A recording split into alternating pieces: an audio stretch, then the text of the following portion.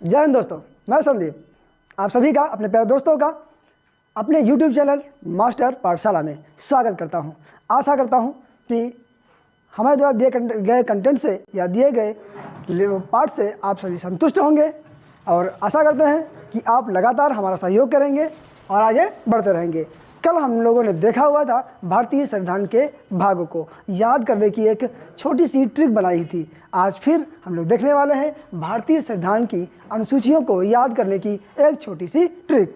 तो प्यारे दोस्तों, आज हमने आपको क्या बताया है कि भारतीय संविधान की अनुसूचियों को याद करने की छोटी सी ट्रिक।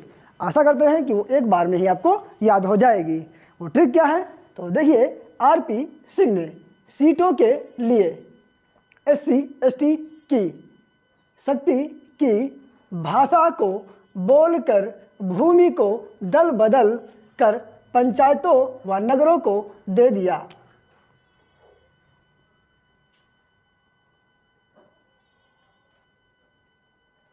दोस्तों, यहाँ पर लिखा हुआ है, लिखकर या देख करके आपको ऐसा लग रहा होगा कि इसमें क्या है, तो हम आपको बताएंगे। यहाँ पर जो भारतीय संविधान की अनुसूचियाँ हैं, 12 अनुसूचियाँ इसी एक लाइन में समाहित हैं, पूरी 12 की 12 अनुसूचियों को। तो देखते हैं हम लोग, थोड़ा धैर्य बना के देखिएगा। ये दिया गया कंटेंट यदि आपको पसंद आए तो उसे लाइक करें, सब्सक्राइब करें और शेयर करें अपने दोस्तों के पास में। और यदि कुछ कमियां हों तो वो सभी कमेंट बॉक्स में मेंशन करें। आइए दोस्तों देखते हैं आइए दोस्तों हम देखते हैं अपनी भारतीय संविधान की सभी अनुसूचियों को। लिखा है आर। इस आर का मतलब यह है राज्य एवं संघ सूची। फिर अगला लिखा हुआ है पी। पी का अर्थ होता है पेंशन। अब पेंशन कहाँ से आएगी? पैसे से। अब पेंशन कहाँ से आएगी? पैसे से। हम बोलते हैं उसे वेतन। दोस्तों, हमने यहाँ पर बात किया हुआ था वेतन किस किस को मिलता है, पेंशन किस किस को मिल रहा होता है। आगे लिखा हुआ है सिंह। इस सिंह सबसे याद रखेंगे दोस्तों, बोलते हैं शपथ। दोस्तों, हमने ये बात भी आपको बताई थी कि जब व्यक्ति को पैसा दिया जाएगा तो उससे शपथ भी दिलवाई जाएगी कि आप संविधान के प्रति सच्ची निष्ठा और कर्तव्य से उसका पालन करेंगे। तो ऐसे ही वहाँ पर आरपी सिंह ने क्या किया हुआ है? आरपी सिंह ने किया हुआ है कि सीटों को पाने के लिए क्या करी है? शपथ लिया है। आरपी ने शपथ लिया है। आरपी ने शपथ ले लिया है किसके लिए? सीटों के लिए। दोस्तों ध्यान रखिएगा, 4 नंबर में दिया गया है सीटों को। जैसा कि हमने यहाँ पर बताया था, यहाँ पर दिया गया था कि राज्यसभा और लोकसभा में सीटों का आवंटन, सीधे तौर पर बोले तो यहाँ पर लिख सकते हैं हम सीटों का आवंटन। हमने ये बात भी बताई थी, यहाँ पर सीटों का जो आवंटन हो रहा था वो किस तरह से हुआ था। तो सीटों का आवंटन हुआ था जनसंख्या के आधार पर।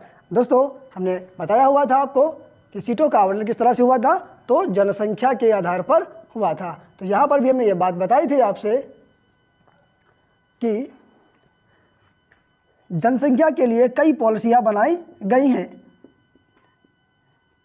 जनसंख्या नियोजन, परिवार नियोजन जैसी समितियां बनाई गई ताकि जनसंख्या को कंट्रोल किया जा सके। ऐसे में दक्षिण भारत के लोगों ने तो सरकार की पॉलिसियों पर काम किया, लेकिन उत्तर भारत के लोगों ने उसे ध्यान नहीं दिया। वो लगातार आशीर्वाद के रूप में उसे बढ़ाते रहे। लेकिन जब सीटों के आवंटन की बारी आई तो उत्तर भारत में लोगों के पास सीटें बढ़ती चली गई और दक्षिण भारत के लोगों के पास सीटों का कम होना तय हो गया। ऐसे में जब संसद भवन में पहुंचे तो उनके पास में जब सीटें कम हैं तो अपनी भाषा बात को रख पाने में भी असक्षम होने लगे। तब दक्षिण भारत के लोगों ने अपील करी कि ऐसा ही चलता रहा तो हम लोगों की बात कोई सुनी ही नहीं जाएगी, हम लोगों का उद्धार तो होगा ही नहीं। हम गवर्नमेंट की पॉलिसियों का पालन भी करते हैं और गवर्नमेंट भी हमें लगातार सताती जा रही है।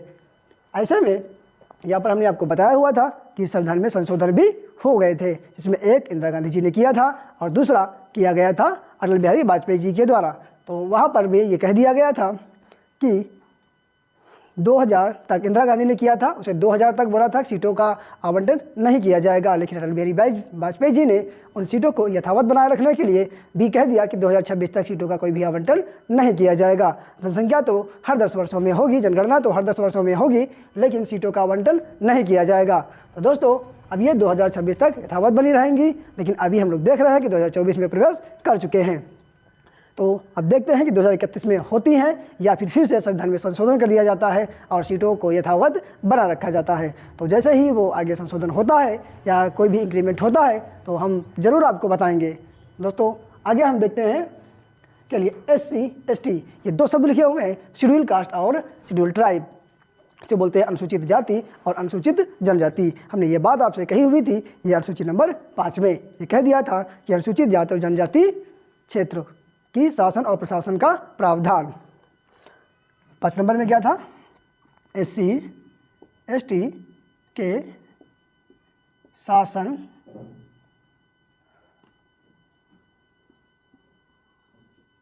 प्रशासन संबंधी प्रावधान, यह सूची नंबर 5 में थे। इसके आगे भी हमने एक बात लिखी हुई थी, शायद आपको याद रहा होगा, हमने ये बात कहा था अनुसूची नंबर 6 में, तो वहाँ पर हमने कुछ राज्यों का नाम भी मेंशन किया हुआ था। तो दोस्तों एक बार फिर से उन्हें हम लिख लेते हैं। वो राज्य थे असम, मेघालय,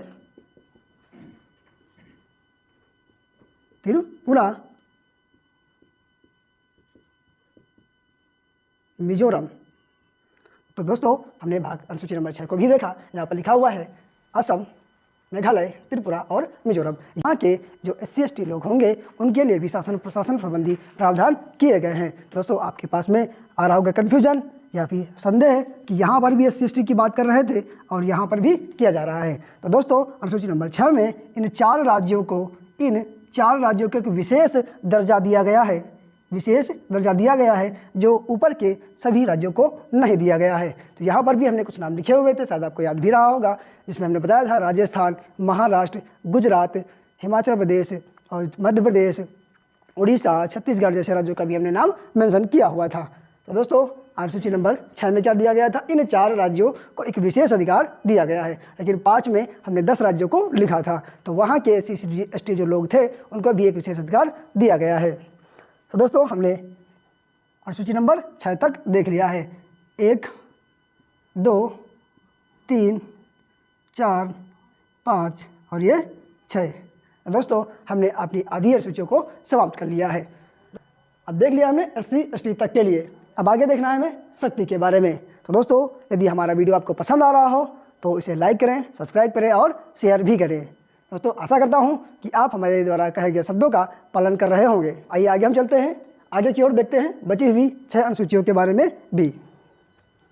आइए दोस्तों हमने अनुसूची नंबर 6 तक देख लिया है और आगे अनुसूची नंबर 7 को देखते हैं। क्या लिखा, SC ST की शक्ति की। अब इनके पास में एक शक्ति है, जैसे कि हमने विशेष अधिकार के लिए बात करी थी, तो वो विशेष अधिकार क्या होता है, उनका पावर होता है। क्या होती है, शक्ति। तो वो शक्ति क्या है, आगे देखते हैं। इस शक्ति के द्वारा ही संघ व राज्यों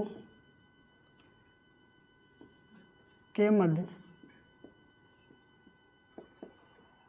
शक्तियों का बंटवारा। ये बंटवारा कैसा होता है, तो आपको हमने बता रखा था, कुछ आती है सूचियाँ, संघ सूची,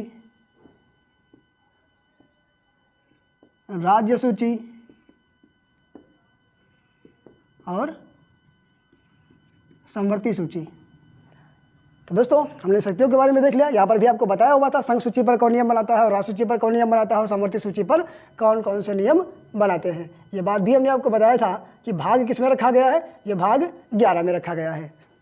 इनके पास जो पावर दी गई हो भाग 11 में रखा गया और 11 के भी काम में रखा गया है, जो कि हमने बताया था 245 से लेकर के 255 के मध्य में इनकी शक्तियों को रखा गया है। तो दोस्तों हमने भाग नंबर अनुसूची नंबर 7 को भी देख लिया है। अब देखना है अनुसूची नंबर 8 को। तो अनुसूची नंबर 8 में दिया गया है भाषा, जैसा कि लिखा हुआ है।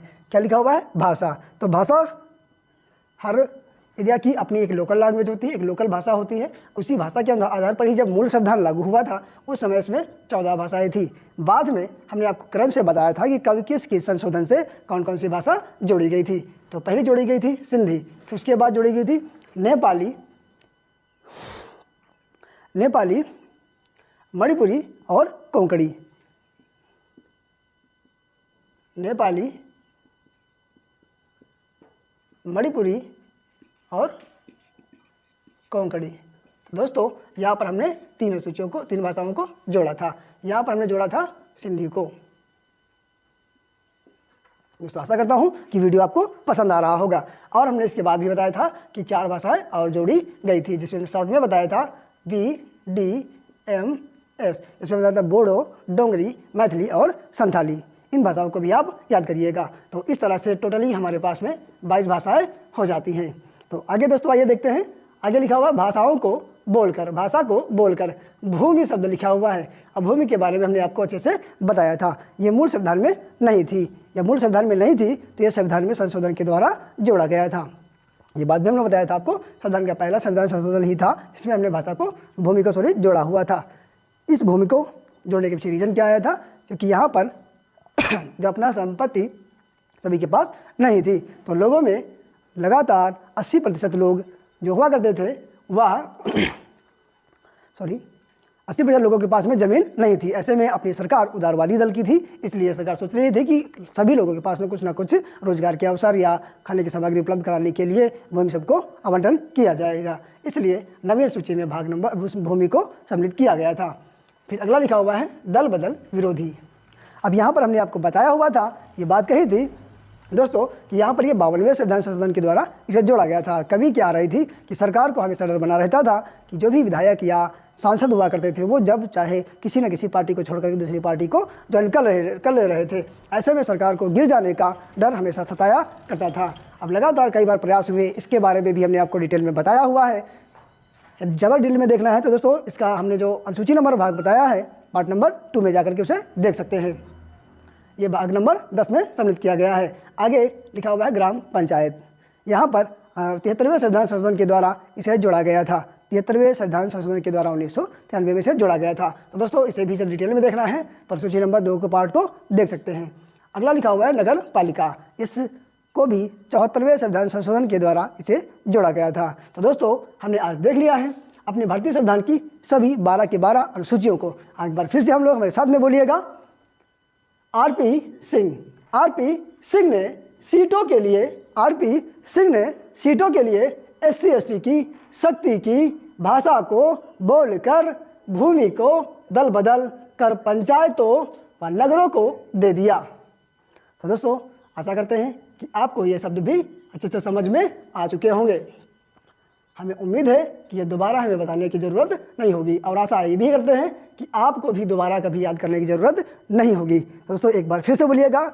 आरपी सिंह ने सीटों के लिए SC ST की भाषा को बोलकर भूमि को दल बदल कर पंचायतों व नगरों को दे दिया। दोस्तों यदि वीडियो पसंद आया है तो इसे सब्सक्राइब करें और शेयर भी करें। धन्यवाद।